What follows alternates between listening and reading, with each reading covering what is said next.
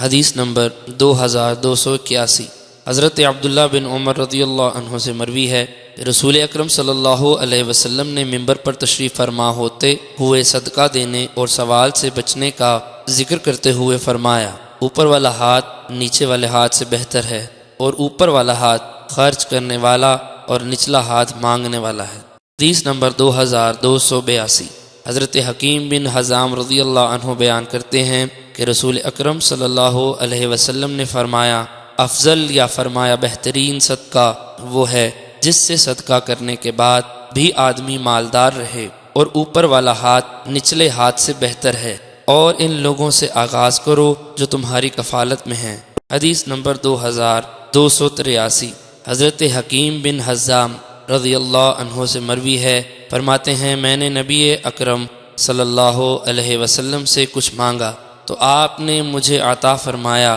پھر سوال کیا تو آپ نے عطا فرمایا، میں نے پھر مانگا تو آپ نے پھر عطا فرمایا، پھر فرمایا یہ مال سرسبز ہوتا ہے، بس جو اسے دینے والے کی خوشی کے ساتھ لے اور اس کے لیے اس میں برکت ہوگی، اور جو اپنے نفس کو ذلیل کر کے لے اس کے لیے اس میں برکت نہیں ہوگی، اور وہ اس کی طرح ہوگا جو کھاتا ہے اور سیر نہیں ہوتا، اور اوپر والا ہاتھ نچلے ہاتھ سے بہتر ہے۔ حدیث نمبر 2284۔ حضرت ابو امامہ رضی اللہ عنہ سے مروی ہے، فرماتے ہیں رسول اکرم صلی اللہ علیہ وسلم نے فرمایا، اے انسان، تیرے لیے ضرورت سے زائد خرچ کرنا بہتر ہے، اور اسے روک رکھنا تیرے لیے برا ہے۔ ضرورت کے مطابق اخراجات رکھنے میں تم پر کوئی ملامت نہیں، اور اپنے زیر کفالت لوگوں سے آغاز کرو، اور اوپر والا ہاتھ نچلے ہاتھ سے بہتر ہے۔